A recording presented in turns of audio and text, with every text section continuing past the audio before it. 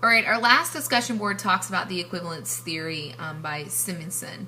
And this equivalence theory deals with distance education and how distance education, the learning objectives, the activities, how it's structured should be different than traditional face-to-face. That the objectives might be the same, but how you achieve those objectives might be different.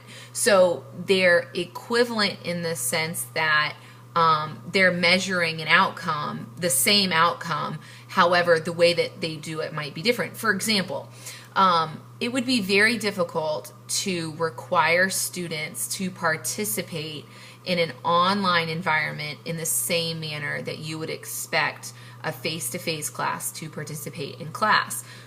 So as a teacher, if I am looking for class participation per day, that they would be in class, I might be looking for like 2 participations per day, or a professor might set that up, that's how I know that they're adequately participating in class. Well, in an online environment, we're not all there together at the same time.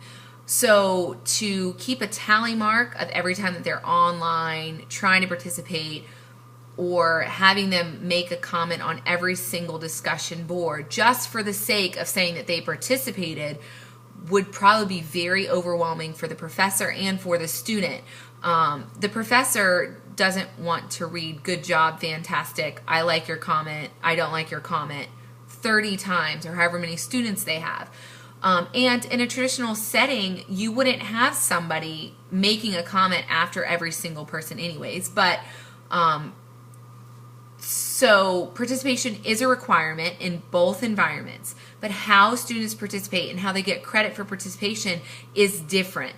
So in our discussion boards, we have to post by Wednesday, and then we have to reply to 2 students. We still need to read everybody's, but we only need to reply to 2, which kind of makes it a quality response versus just participating for the sake of participation and making sure that you're on that you got your points allotted. Or at least I think that that's the thought process behind the reasons why we have to respond to 2 people. Some other classes are just 1, or just depending on the professor. However, the outcome or the goal of participation and thinking and being a reflective practitioner is found in both of those courses. They're just they're assessed in 2 different ways. So it's equitable, but not identical. And that's what Simonson is trying to get at.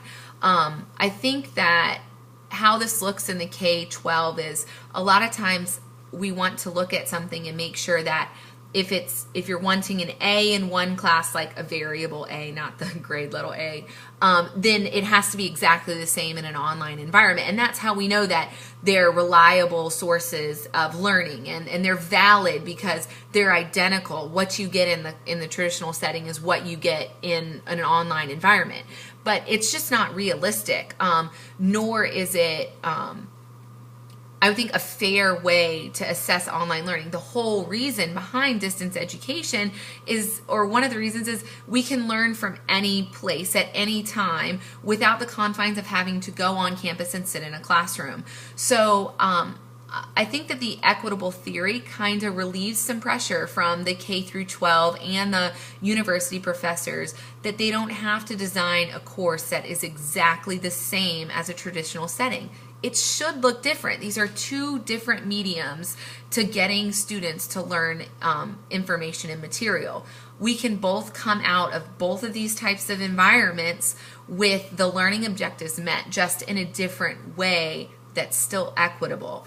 So that's kind of how I see the equitable theory for this week, and how it plays into education, and how we do course objectives, or why there's such a push for, okay, this is what the students should learn when they leave, but how we get there might look a little bit different. And I think it's important that we constantly reflect and assess as online instructors to make sure that the activities that we're gearing our online learners to do or to complete are actually reflective in the objectives that they're walking away understanding or knowing, because sometimes it might be a little bit easier when you have a face-to-face conversation with a student to know if they actually comprehend what you're asking them to do, where an online learner, all you get is a final product and you might have a couple interactions with them. So I think that that's kind of important, that we're constantly assessing and reworking, and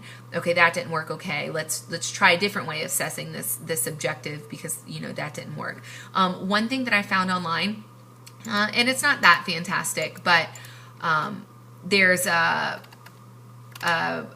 social constructivist perspective on higher learning article that talks about COLLESs, which is a constructivist online learning environment survey. It's just a school in Australia that has students, as they get into online learning, start to, like a Likert scale, which I would assume is very similar to our surveys at the end of LU, kind of asking you to reflect back on the course and your sense of community, how you interacted with the material, the course objectives, the content, etc., so that you can go back and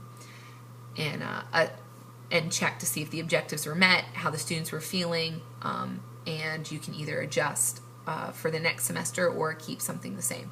This was incredibly longer than I anticipated, so I apologize. Bye.